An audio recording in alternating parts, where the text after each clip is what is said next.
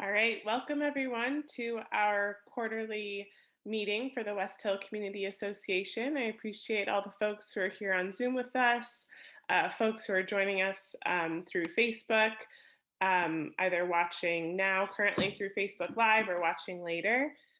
We appreciate you taking time out of your Tuesday evening to join us for some updates happening in our community.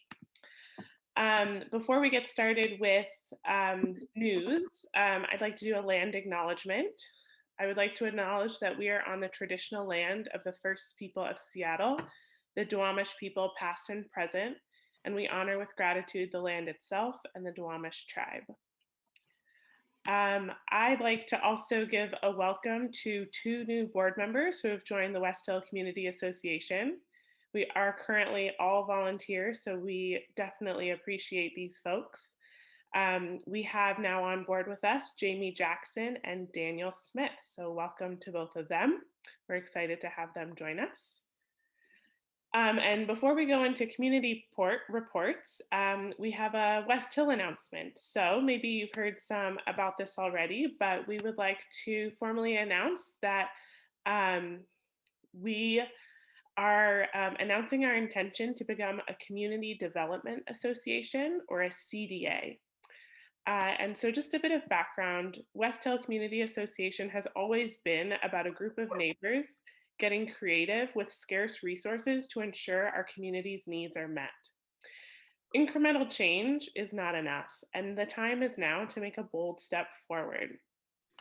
So in becoming a CDA, or a Community Development Association, we can gather the resources and the sustainability we need to make sure that the future of Skyway West Hill is healthier, more welcoming, and more vibrant without displacing the neighbors that make this place special to begin with. This evolution of our organization has been in collaboration with Skyway Coalition and others in the community.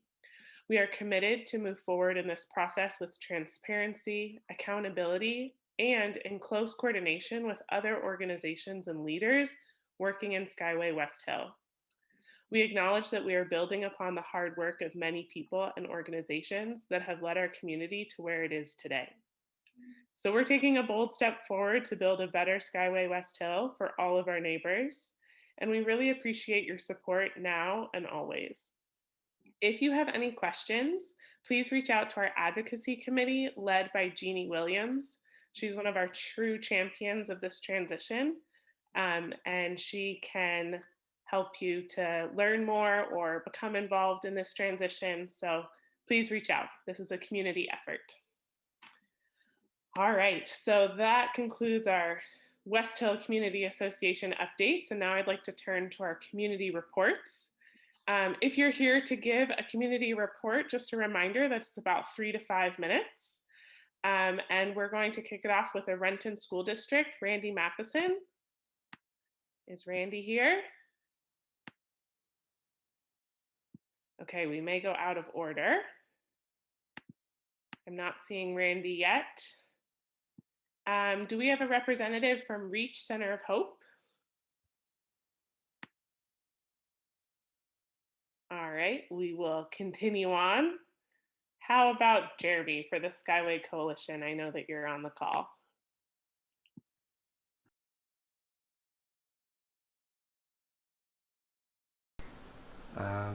Cool.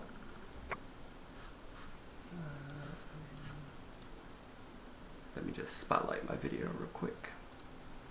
All right, cool. Hey everybody, Jeremy Williams, representing the Skyway Coalition update for this evening.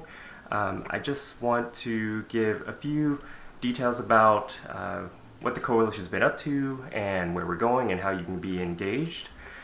So just real quick, currently the Skyway Coalition is formalizing or finalizing membership documents. So we're aiming for about August, where we will welcome in interested individuals and members and additional community organization members.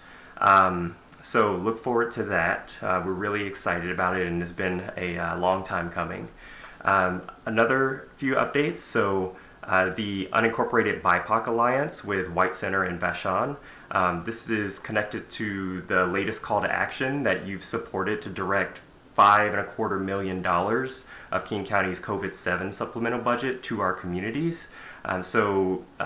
Initially, the funds were intended to go to our three unincorporated areas, but the way that the council voted for it, it's going to be open to all unincorporated King County.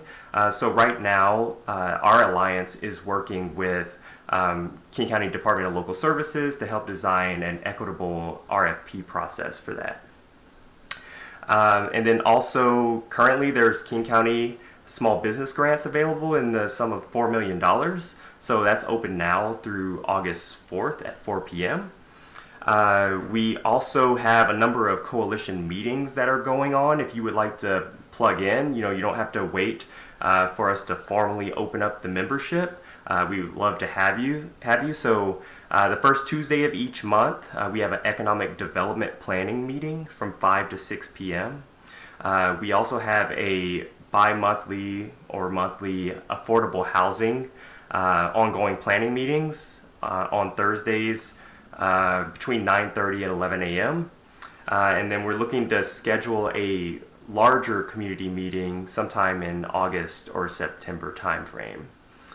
And then also, I would just like to put in a plug for King County Department of Communities and Human Services.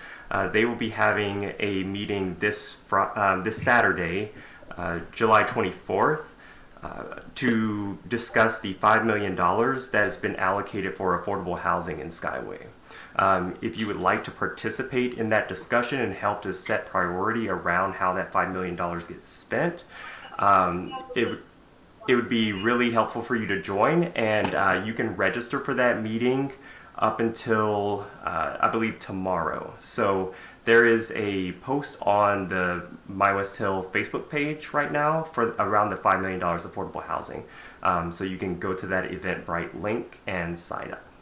And that is all for me. Thank you, Jeremy. All right, and good time too.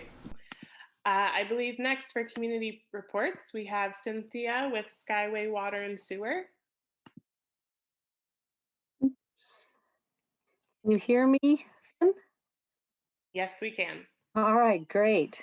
So we're happy to report that our lobby is open after being closed since, I believe it was March of last year. So we're excited about that. We don't expect a lot of traffic, but still, if customers have questions, they can come into the lobby, although we have social distancing in place and we suggest masks for those that are not vaccinated. Consistent with the governor's orders, we are not charging late fees. We are not disconnecting any services. We are not putting liens in place until the end of September 31st, at least until then. We are also advocating for direct financial assistance on the federal and state level for our customers. We're waiting to see what comes of that. We have applied for several low interest loans through the Public Works Board at the state level for 8 capital projects. We just completed those submissions on July 9th. That's for a total of about $40 million worth of applications. The state will allow us $10 million over a 2-year period. And last but not least, we have a project to replace old and decrepit water mains out for bid on the street. We'll be replacing water mains between 84th and 87th streets on South 115th, South 117th, South 118th Street, and South 120th Street. We'll be replacing about 5,900 lineal feet of old main, adding fire hydrants, and replacing the water service lines between the main and the meter. And that's all I have. Thank you very much. Thank you, Cynthia. Always exciting to hear as businesses and organizations begin to open up post-COVID. All right, so now we have King County Local Services. So anyone who is here representing King County Local Services, I think I saw Bong. Maybe there are others. Kevin? Yeah, hi there. Yeah, I'll start off. Did Bong join us? If not, I can cover what he's going to share with you all. But basically, as folks know, we've been working on the sub-area plan for the last, going on now a couple years, but been talking with community members quite a bit, and we are working closely with our, we under contract with Urban Family under a contract we call Skyway Community Voices, and they're helping us with the next stage of community engagement. And we had an event a couple weeks ago. It was a good conversation around the priorities that we've heard so far, and we're going to continue to work with them to sort of come up with our next phase of engagement and around the draft of the sub-area plan. And so right now there's a lot of sort of background writing and stuff going on, but we just want to let everybody know we're planning on releasing the public review draft on August 23rd. And so there'll be some lead up work to sort of lay the groundwork and get people aware of what's going to be in it. And then we're really going to be encouraging folks to engage after August 23rd to be able to give feedback on the public review draft. Sort of in the meantime, we're also working on the community needs list and all the work that went into that to collect all the requests, and the departments are looking at that, and we're going to be coming back to the community to work on prioritization. And we're also sharing that information with the participatory budgeting committee as well. So that's the update on sub-area planning. And then let's see, did Bong join us? If not, I'll just let everyone know that there is a couple community kiosks, community message boards that have been installed. They actually, I believe, were installed on Monday, just yesterday. And there's going to be a ribbon cutting event on Friday, the 23rd, from 3 p.m. to 6 p.m. Right, one of the locations of the kiosks is right next to the bus shelter, next to Nevzat's coffee stand.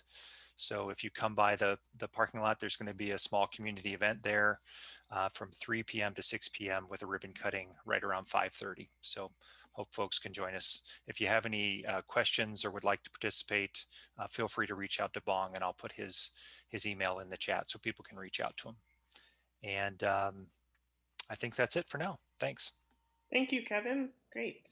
Yes, I know we'll have some West Hill Community Association representation at that event, and maybe other community organizations as well. So we're excited to gather safely. Okay, so now we are moving on. Before we move into main presentations, which we have 3 of, I just wanted to see if on our Zoom call, if we have any other community reports that would like to share.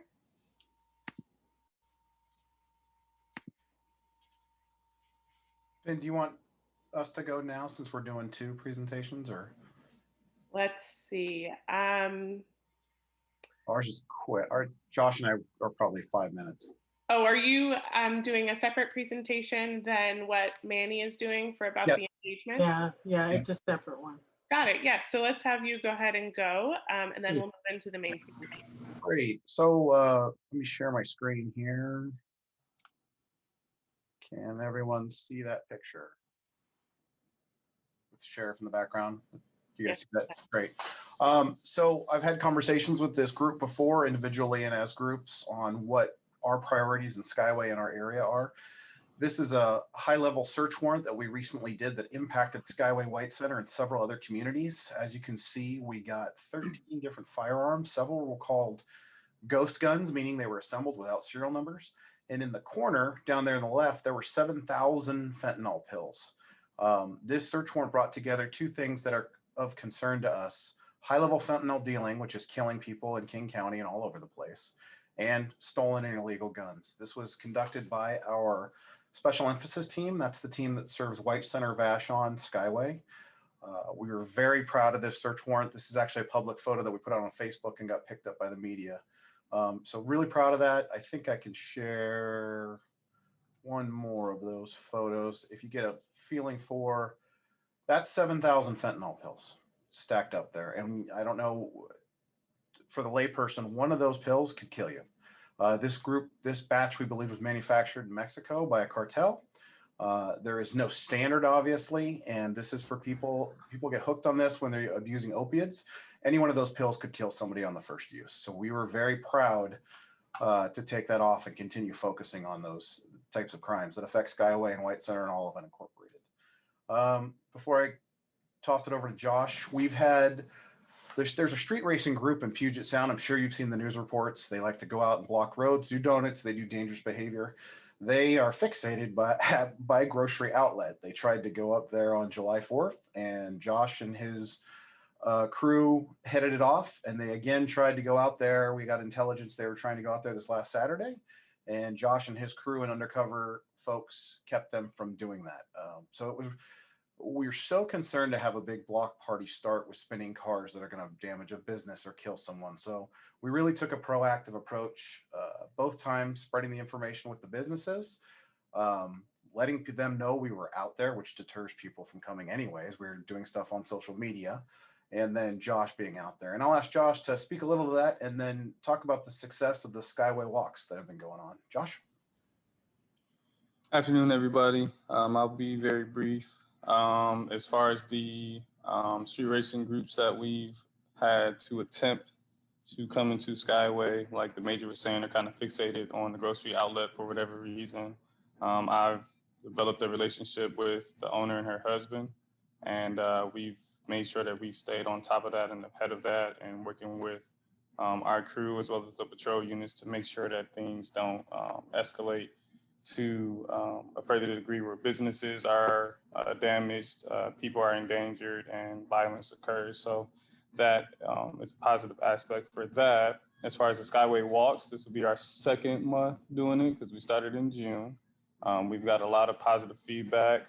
If you guys don't know what the Skyway walks are, pretty much Friday through Monday, 10 to 6, we try to have at least 2, maybe 3 of us out there walking from the substation on Renton Ave all the way down to the grocery outlet. That is a mile walk each way back, if you guys don't know. So that is a trail to hike, but we enjoy doing it. And we got a lot of positive feedback, a lot of good emails. The citizens love it. So we want to try to keep that going and continue that. So if you guys see us, just, wave, honk, spread the word that we're out there. So that's all I got. Thanks, everybody. Any questions? We're going to leave you in the capable hands later of Manny and Zoraida, but any questions for Josh or I before we have to go?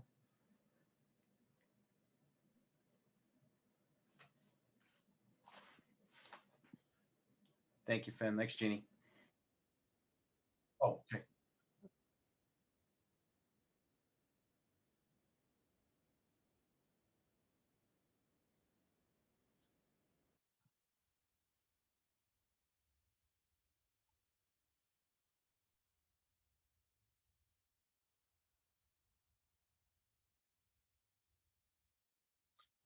I think the person asking the question referring to was a DEA-related Drug Enforcement Agency federal search warrant.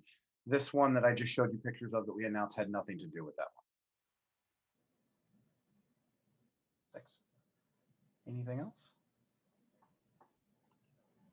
I just wanted to give a special shout out. I have been seeing, your presence there on Renton Avenue walking.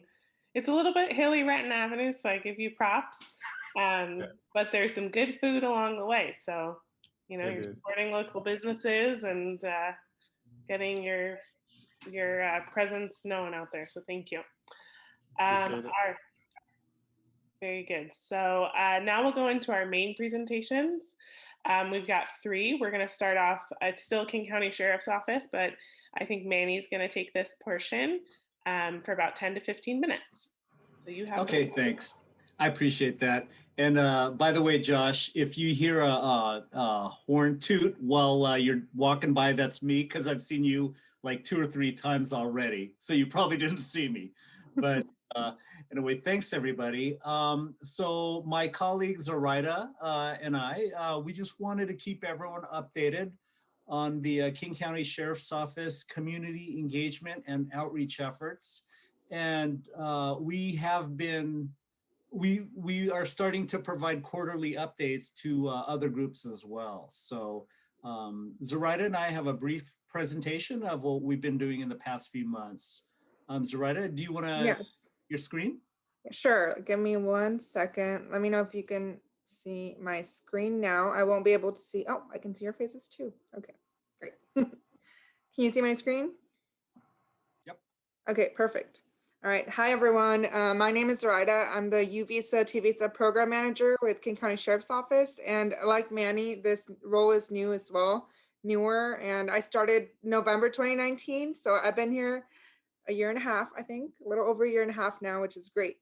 So I'm gonna go ahead and get started with some updates. And Manny, have you met, do you want to introduce yourself and then we can go ahead and get started, or?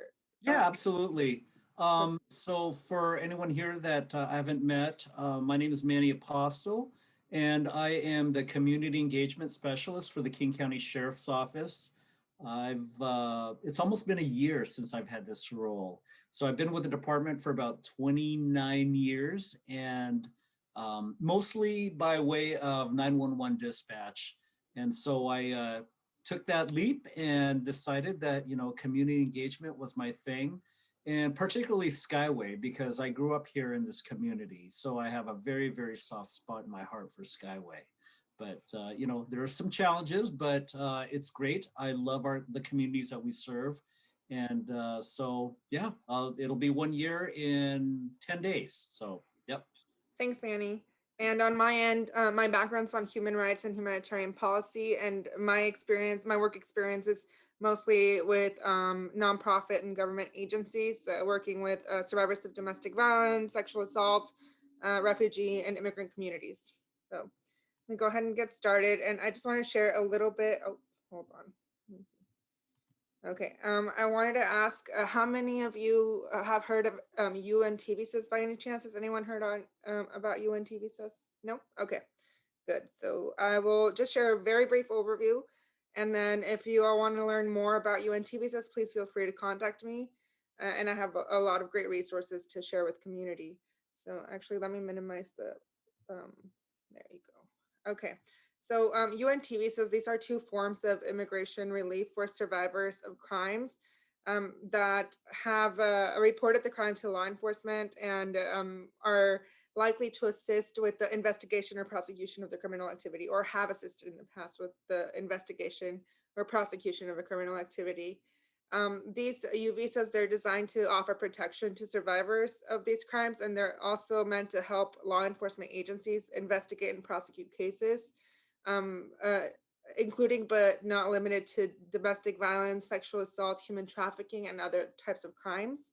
When approved, or if approved, these visas provide the survivor with temporary immigration status or relief, including work authorization, and also they provide immigration relief for the qualifying family members as well of the survivor, and they may lead to a lawful permanent residency as well. So this right here is one side of our U-Visa, T-Visa informational pamphlet that I currently have available in 16 languages, but we're getting it translated to 27 languages in total, because we've been meeting with a lot of different community organizations that serve various populations that speak many different languages. And so the need for this pamphlet has been increased for different languages. So that's what I'm working on right now. So right here in the middle, you can see the types of crimes that may be qualifying crimes for the U-Visa.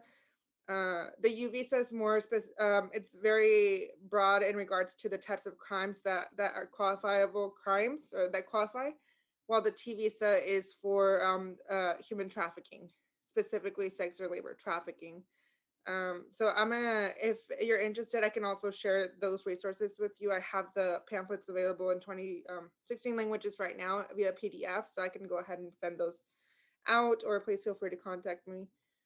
I want to share a little bit about the UN T-Visa program and our services. So we process UN T-Visa certification requests for survivors that have reported the crime to King County Sheriff's Office.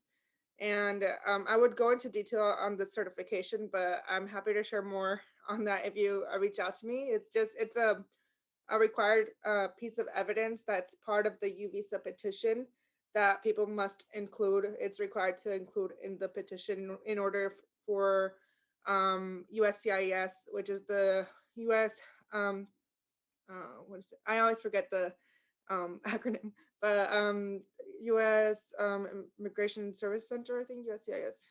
Yes. Anyways, so it's a piece of evidence that is required in order for USCIS to consider the petition, and it's very important to have it certified. So that's one of our services. We certify requests for survivors that are petitioning for U visas.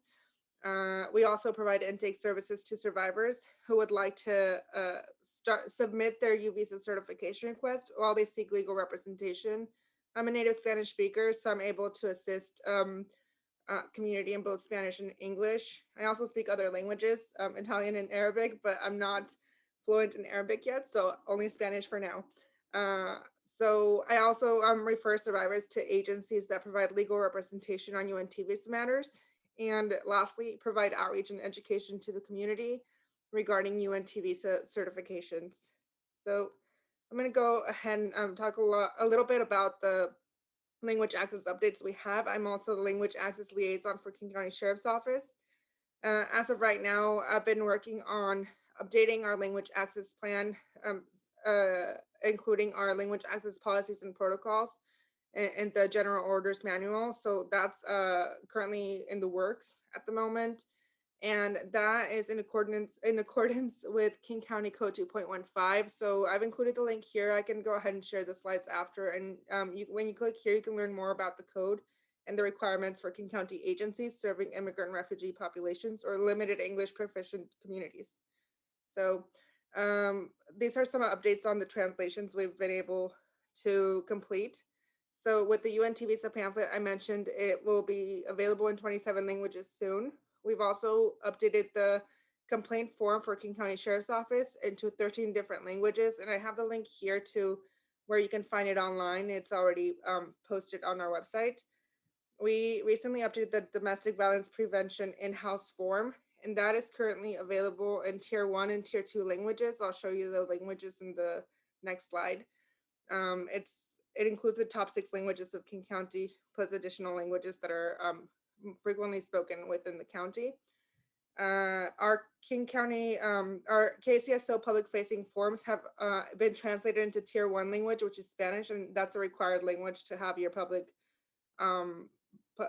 forms and public-facing forms translated to. That is required. Tier 2 is recommended, but we're hoping to get Tier 2 soon. I'm looking for funding, so stay tuned. With regards to Miranda cards, they're currently available in Tier 1 and Tier 2 languages as well. So that's been updated. And then the Office of Equity and Social Justice, my understanding is they're working right now on I Speak cards, which are little cards that provide information to the community that says, I speak X language. For example, I speak Spanish. I have access to, I have the right to have an interpreter free of cost to me. And I believe they have it or will have it in like 32 different languages. So that's something that ESJ office is working on. And I hope we can have a copy of those soon. So I'm going to go ahead. Oh yeah, this next slide. These are the Tier 1 and Tier 2 languages that I mentioned previously. So I just included a slide here in case people have questions on which languages are Tier 1 and Tier 2 for King County. So Tier 1 is required. Tier 2 is encouraged, recommended. And I believe all languages should be required. But, hopefully you can get these translated soon. Manny, I'm gonna go ahead and share this is yours, your slides. So please feel free to share the updates. Sure. So some of the engagement projects is that we've been partnering with the King County E911 program office to produce educational videos about language access, teaching folks how 911 works and how cell phones work, and text to 911. Not a lot of people know about text to 911, but it is available in King County. In addition, I've been organizing some online neighborhood meetings to include deputies and command staff like Major Floor for any type of community concerns. we've been involved in a focus group within the department to assist in actively recruiting to ensure the hiring of a workforce that reflects communities that we serve. And we will be doing a recruiting event at that kiosk ribbon cutting event on Friday that Kevin had mentioned. And, you know, Kevin, local services, we have been assisting with distributing the PPE events with the communities. And we have recently just started outreach opportunities at farmers markets. So that's going to include like Federal Way, Burien. We've got Shoreline coming up. I think Issaquah is coming up. And like I said, we're going to be doing the ribbon cutting event on Friday. Zoraida and I will be there. Zoraida is going to be bringing multiple or pamphlets in multiple languages regarding the UNT visa program. Also, National Night Out. I know that you know, there are some neighborhoods there that will be involved in National Night Out. I would love to know what you are planning. I'm going to include my email address here in the chat, and you know, please let me know how I can help you. So, you know, with all of our department's recruiting efforts, Zoraida and I were asked to present a webinar to a national conference tomorrow regarding community engagement. So we're pretty happy about that. So again, I'll include my email address, and you know, please feel free to reach out to me for any questions or any help with National Night Out or any other neighborhood block watch programs. Thank you. Thanks, Manny.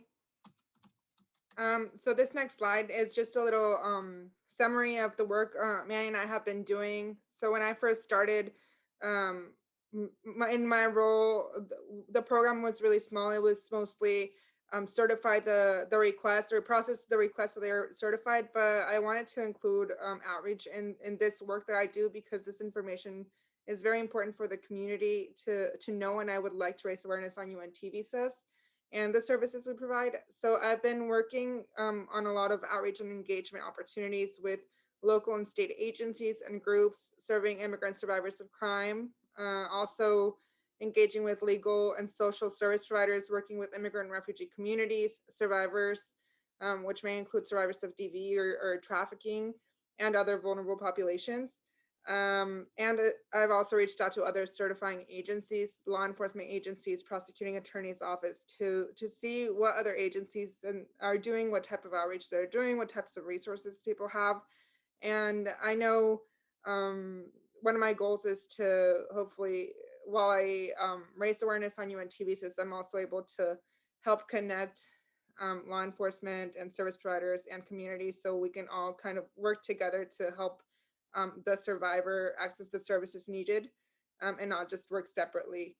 So with that being said, I've also worked on some webinars and trainings, information sessions, and creating some resources. We provided culturally and linguistically appropriate information sessions for community members. I've presented in Spanish to various groups, various organizations as well. And if there's a need to have the presentation in a different language, we're more than happy to work with the agency to help get this information out to communities in the language that is needed. The presentation is needed to be presented in. I've had webinars and trainings, and there's future collaboration opportunities with not just with UNT visa information, but other resources as well, with agencies that include OLEO or KCPAO, which is King County Prosecuting Attorney's Office. That may include, it's not limited to like know your rights or hate crimes information and other issues depending on the need of the community. And we've also created some outreach materials. I've been working on some outreach materials with information that will assist survivors of hate crimes, and a hate crime is also a qualifying crime for a U visa. So I wanted to share that in case people didn't know that. So yes, thank you so much. Our contact information is here. I can share this with Jeannie, I believe. I can share this with you, or is it Finn? Which, yeah. Well, either one. Yep, either one of us. You can give it. Perfect. Great. And then please feel free Put to reach out. Zoraida's email address too in the chat as well. Yeah. So yeah, please feel free to reach out to us. You know, I work with Language Access and the work that we're doing in the agency. We're always welcoming feedback and any recommendations you might have, and we're here to you know, make improvements to the agency as best as we can. So please feel free to reach out. And I'm going to stop sharing now. And thank you for having me here. Thank you both. There was one thing that I had to Google as you all were speaking, so maybe other people have the question too, just what National Night Out is, because Manny mentioned it and I didn't know what it is. Oh, National Night Out is a national event that takes place on Tuesday, August 3rd, which basically is a celebration of neighborhoods. And so folks, you know, are, you know, they gather around, they do a cookout. It can be as big or as small as you want, but it involves law enforcement, the fire department, and there are some National Night Out events, I think already happening in Skyway, but, you know, like I said, you know, if you live on a cul-de-sac, you can gather your neighbors out and just go out and, you know, have, you know, a little barbecue or whatever, but it just really celebrates community. And it's been going on for a while now. There's other communities in King County that's having it. Skyway, White Center, you know, all over King County. But yeah, definitely check it out. And if you're interested in putting something together, please get a hold of me. I can have a King County deputy swing by, say hello to everybody. And it's just a great way to celebrate our neighborhoods and our neighbors. So. Thanks, Manny. Thank you. And thank you, Zoraida. All right. And just to add to that a little bit, in past years, the King County Sheriff's Office has come around to our National Night Out on my street and let the kids go through their cruiser, and the fire department comes so that they can see the fire trucks and just say hello to all the neighbors. And it's pretty cool. It's pretty cool. The kids love it. Absolutely love it. Great. Looking forward to it. Okay, so next up we have Chief Hicks from King County Fire District 20. So I will turn it over to you, Chief Hicks. Thank you, Finn. I'm going to share my screen here.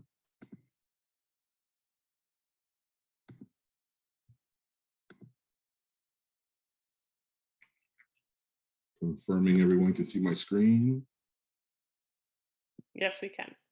Okay, stand by here.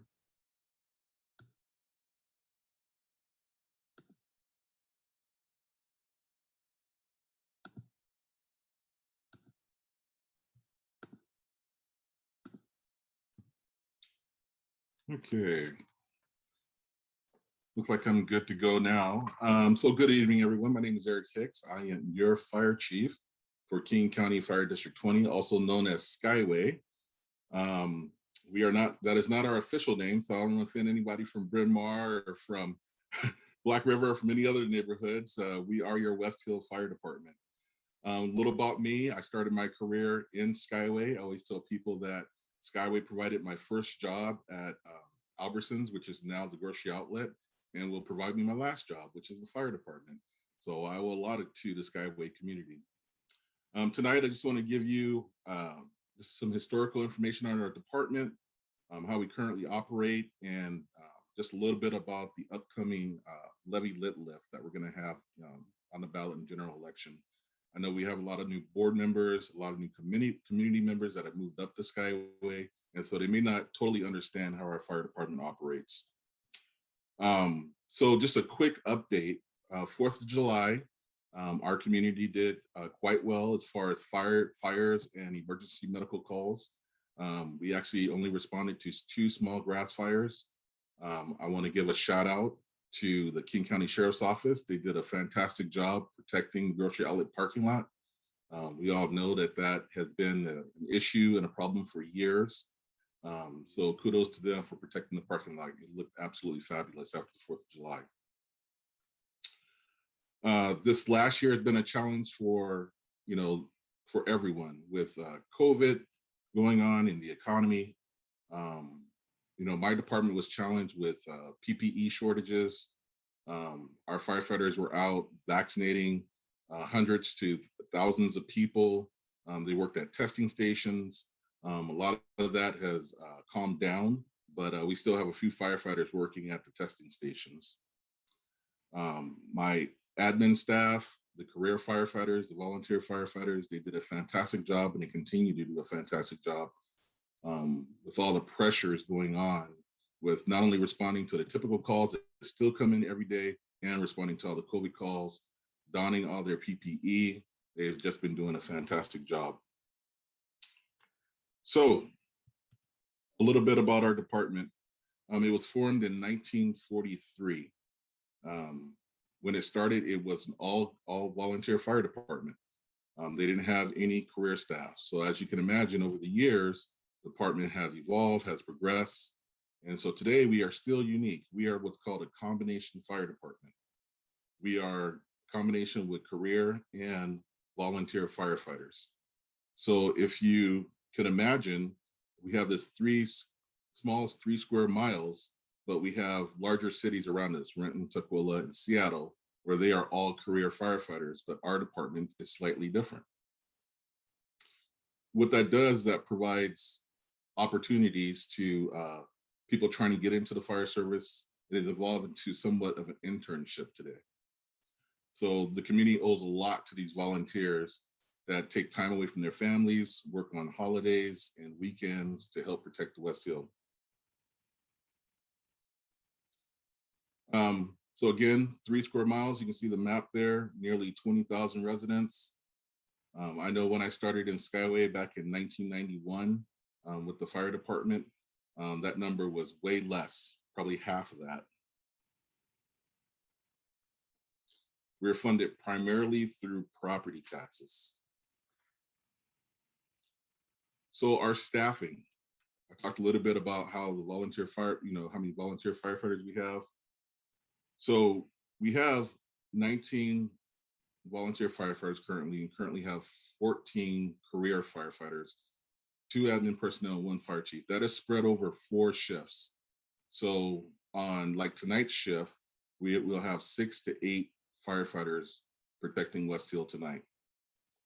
Now, we don't have the luxury of a lot of larger departments where they have, a full shift of people protecting like a city. So we rely heavily on automatic mutual aid. So to give you an idea, to run the typical aid call, it takes 2 to 3 people for a BLS, what we call basic life support. If it's an advanced life support call, it takes anywhere from 4 to 5 people. That's without the call needing CPR. If the patient needs CPR, it's going to take anywhere from 6 to 8 personnel. So you can see that our numbers can fluctuate a lot on these calls. So in the graphic, you'll see what's typically a house fire. So your single family house where it would take 15 to 17 firefighters to perform some of those basic fire and rescue duties and operations. We don't have 17 firefighters on shift at one time. So again, that's where that automatic aid comes in. So if our units are out of service on an aid call and another aid call comes in, we typically would get a unit from Renton or from Tukwila. If we get a house fire, we automatically get Renton and Tukwila coming up to help fill the rest of those positions on the fire ground.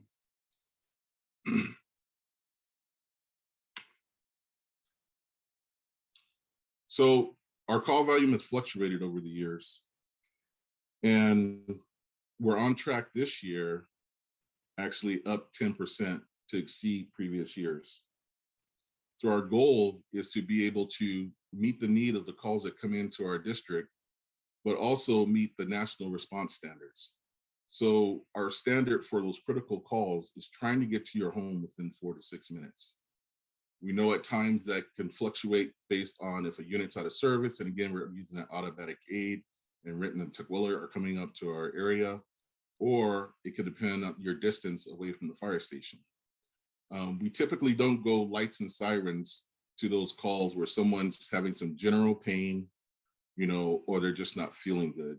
We will go lights and sirens to, those calls with chest pain, diabetic issues, car accidents, fires, those more critical calls.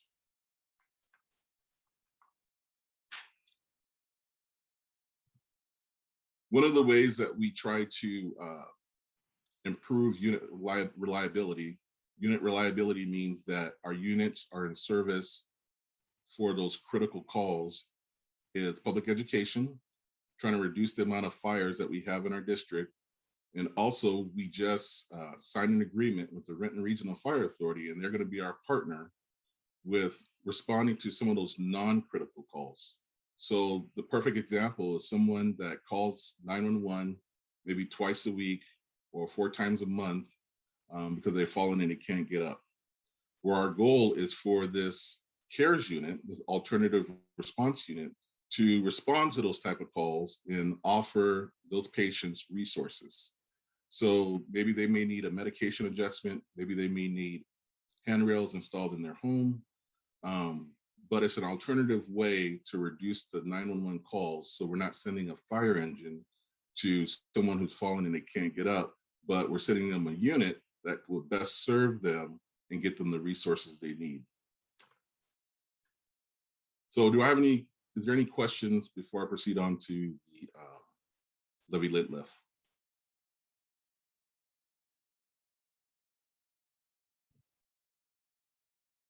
Okay, no questions. So this year we are putting a levy lit lift on the ballot for the general election. We are asking the community to restore the levy lit lift to $1.50.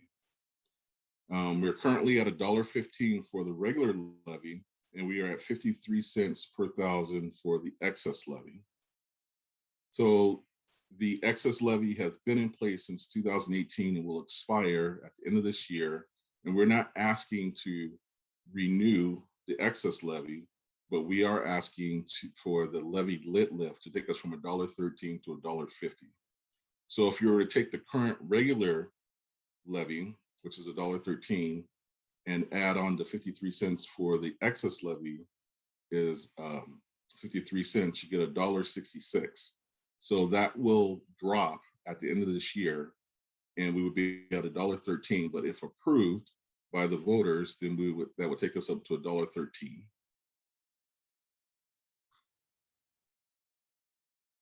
So are there any questions on the levy lit lift and what's going to be on the ballot?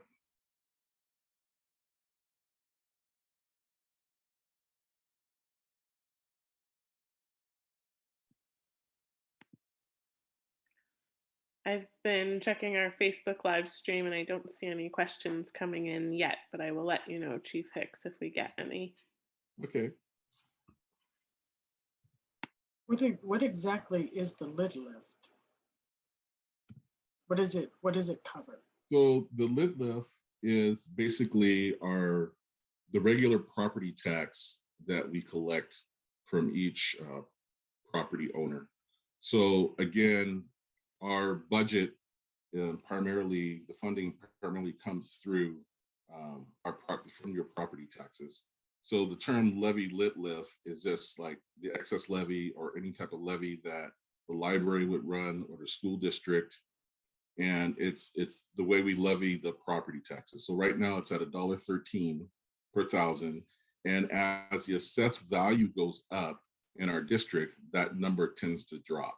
So every year, because of the 1% tax limitation, the assessed value goes up, and to keep funding flat, actually that $1.13 will go down. So when I started with the district in 2017 as the fire chief, we were at $1.33. So because of the 1% limitation, as the assessed value of Skyway went up, to keep funding somewhat flat, and we get so much per year, that 1% limitation, it brought us down to $1.13. So as you can imagine, as costs go up, boots get more expensive, tools get expensive. We have labor contracts, obligations there. And so our costs rise, but our funding stays flat. And so be able to lift that, the lid on that to take us, the request all the way up to what the state allows, which is $1.50, that's what would be on the ballot in November. I hope that explains it. Got it. Yes, that's helpful. Thank you. And we do have a message from Facebook. If you can clarify the point where it says annual growth rate of up to 6% for following 5 years, does that mean it will increase by 6% So per great year? question. It's a great question. If we didn't do the 6 years, if we only did 1 year per se, then if we went to $1.50 after that 1 year, it will start to drop again. We'd be limited to 1%.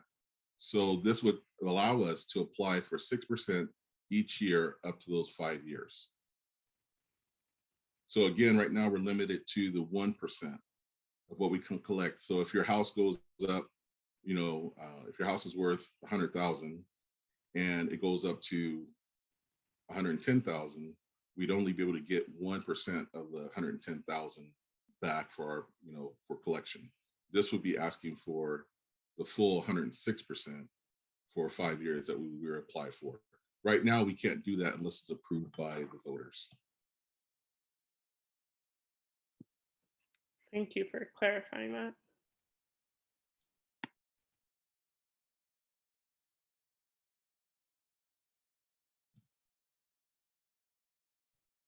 Okay, so just real quick, the last time there was a levy lit lift was in 2007 that ran for 6 years. When that dropped off, there was a levy, there was an excess levy, and then another excess levy in 2017. And what the excess levy has been paying for, it's been paying for improvements to our safety equipment, to facilities. As you can imagine, the kind of equipment that we wear inside fires, the kind of equipment used on medical calls, they have a shelf life. They get beat up real bad at fires, and so they need to be replaced.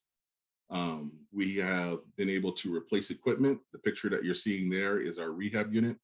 That unit replaced a 1983 Chevy bread truck that you probably saw out in the road. So we were very happy to be able to replace that old unit with this new unit. We have ordered a new fire engine and a new A car, and we have been able to put money away, encumber dollars to be able to pay for a new fire engine in 2025. So that's what that excess levy has been paying for. It's for us to keep up with facilities, safety equipment, and apparatus. And Chief Hicks, we do have 2 follow-up questions to your last slide. Mm-hmm. One question is, the 6% growth rate, is it to your budget and not necessarily the tax rate? It is not to our budget, no. So it would be, again, what we can collect on the property. Right now, we can only collect 101%. This will allow us to collect 106%. So to keep it simple, 6%, we'd be able to collect instead of the 1%. Because right now we're limited to the 1%. So it has nothing to do with our budget. It's assessed valuation of the home according to King County, not Zillow. So I want people to not think that they're looking up Zillow and seeing what their house is worth, that we're collecting off of that. No, it's actually what the county assessor's office assesses your property at. Okay. And then I think this is part of your next slide. Is $1.50 per 1,000 the absolute maximum rate? For the regular levy lit lift, yes. But if for some reason we could ask for the excess levy, which is what we have currently right now, that is expiring at the end of this year, that we are not asking to renew. So there's actually 2 levies, the regular levy and the excess levy.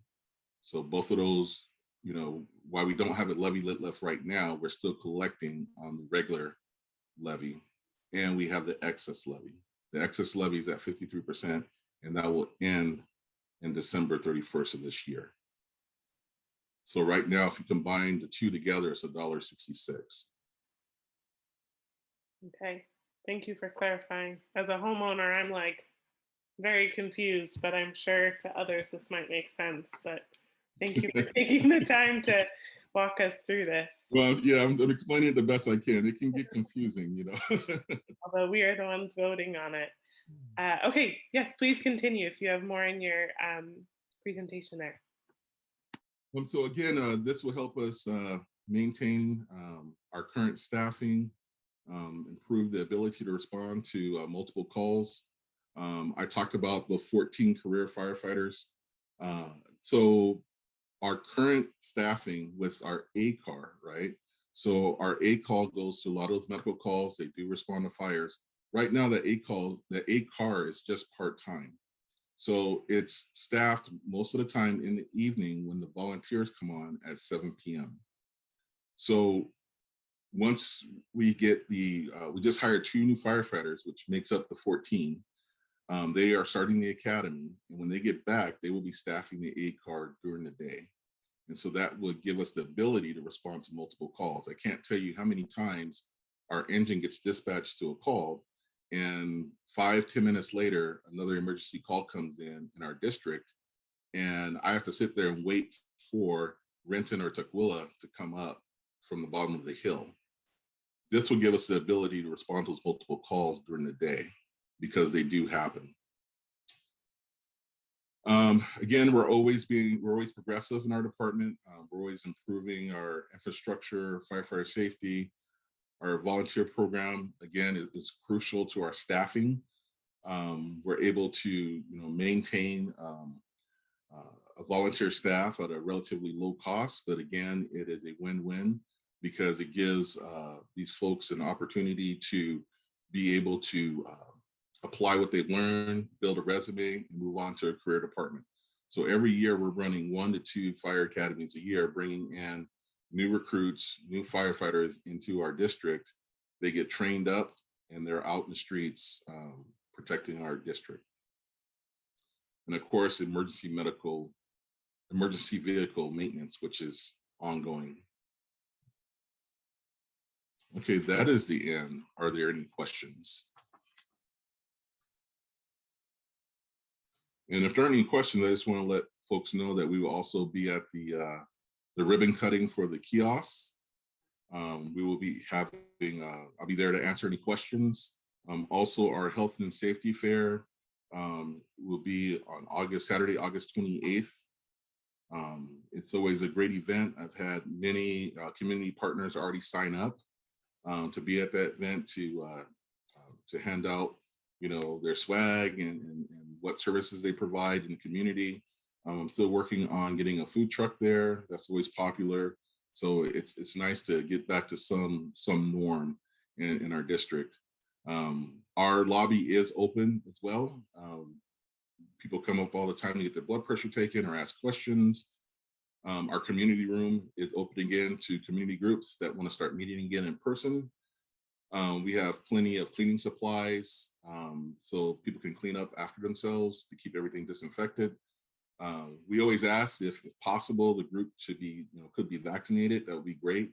If they are not vaccinated, we're no different than if you go into the grocery store or the hardware store. If you're not vaccinated, we ask if you could wear a mask inside our buildings. Again, our crews, our staff has done a great job in not getting infected. They're always protecting themselves. So as we invite people into our buildings, we want to make sure that we continue that everyone is safe. All right, Finn, if there's no other question, that is the end. Thank you, Chief Hicks. We appreciate that. I noticed in that picture, someone's wearing a helmet that said Hicks, but that didn't look like you. That is my son.